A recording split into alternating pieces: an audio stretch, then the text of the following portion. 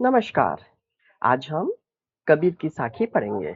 कबीर की साखी, इसमें हम पहली साखी देखिए। ऐसी बाणी बोलिए मन का आपा खोई, अपना तल शीतल करे औरन की को सुख होई।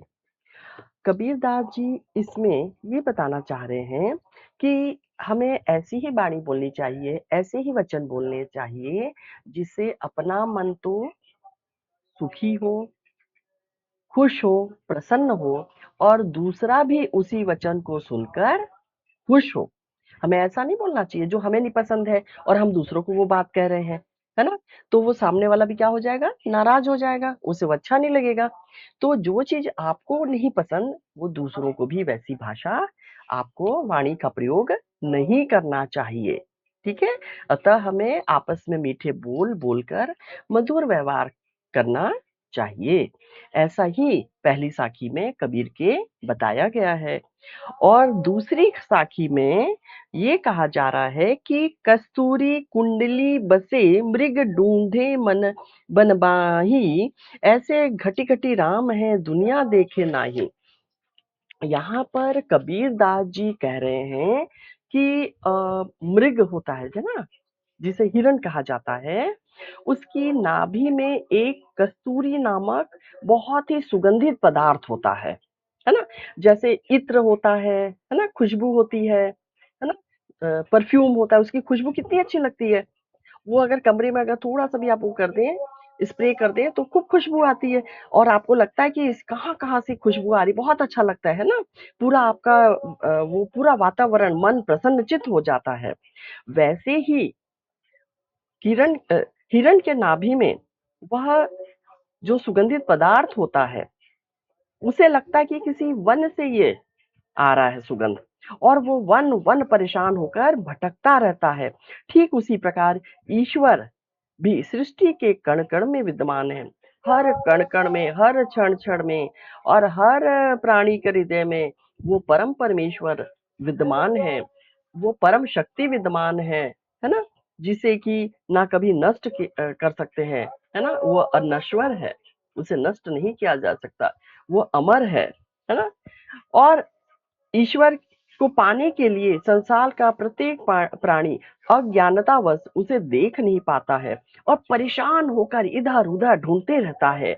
इसलिए हमें ईश्वर को बाहर ना खोजकर अपने भीतर ही क्या करना चाहिए? खोजना चाहिए। इसका अर्थ है कि हर प्राणी को आपको सम्मान की दृष्टि से देखना चाहिए, क्योंकि यहाँ कबीर ने बताया है कि हर प्राणी के हृदय में ईश्वर वास करते हैं। तीसरी साखी में ये बताया जा रहा है कि जब मैं था तब हरि नहीं, अब हरि है मैं नाही, सब अंधियारा मिटी गया, जब दीपक देखा माही। कबीर दास जी कहते हैं ये मैं जो है बहुत अहंकार है, मनुष्य के अंदर जो अहंकार रूपी जो वो है भक्ति रहित जो जीव है ना, बहुत परेशान करता है। ये मैं ही तो है जो हमें अहंकार से भर देता है और हमें सही गलत का ध्यान नहीं करवाता और ईश्वर को पाने की राह में हमें रोड़े लाता है। कबीरदास जी यही बताना चाह रहे हैं कि जिस समय मेरे अंदर मैं अर्थात अहंकार भरा हुआ था, अहम ब्रह्मास्मि, मैं ही सब कुछ हूँ, मेरे अलावा कोई नहीं है, जब तक ये भाव आपके अंदर रहेगा आप ईश्वर को प्राप्त नहीं कर सकते हैं। ईश्वर का यदि आपको दर्शन करना है तो अपने भीतर के मैं को, इस अहंकार को त्यागो, त्याग दो और जब आप इसको त्यागोगे आपके हृदय में ज्योति स्वरूप व परम ब्रह्मा का जो प्रकाश है वो फैल जाएगा और आपको वह दीपक नजर आएगा जिससे कि आपका जो जीवन है वो प्रकाशमय हो जाएगा और अज्ञान रूपी अंधकार जो है आपके जीवन से हमेशा हमेशा के लिए नष्ट हो जाएगा। और कबीर ये भी कहते हैं कि मुझे इस सत्य का दर्शन हो गया है कि अहंकार ही ईश्वर का शत्रु और घोर विरोधी है और इसे मुझे क्या करना चाहिए? क्या करना चाहिए? परित्याग कर देना चाहिए, है ना? चौथी साखी जिसमें कबीर अपने आप को बहुत दुखी महसूस कर रहे हैं। और दुखी क्यों महसूस कर रहे हैं? इसमें देखिए कि सुखिया सब संसार है, खाए अरु सोए, दुखिया दास कबीर है, जागे अरु रोए।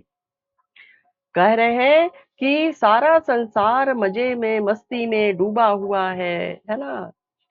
मजे से आनंद ले रहा है और मैं ही अकेले अपने ईश्वर को पाने के लिए रो रहा हूँ, मैं दुखी हूँ और सब सो रहे हैं और मैं जाग रहा हूँ। उन्हें संसार की नश्वरता का ज्ञान है, इसलिए वे संसार की नश्वरता को देखकर रोते हैं। कबीर को मालूम है कि यह संसार क्षणभंगुर है, नश्वर है, इसीलिए उन्हें रोना आ रहा है। वो दुखी हैं, लेकिन बाकी संसार जो सुख है, सुखी है, खुश है। क्यों? क्योंकि वह खा पी के अपने सोने का जो काम है करता है और जीवन को सबसे सुखी मानकर खुश रहता है। ये जो कबीर की साखियां हैं, इसमें जीवन मूल्यों के बारे में बताया है, जीवन का सार छुपा हुआ है। जो इसे समझ जाएगा उसका जीवन तर जाएगा। धन्यवाद।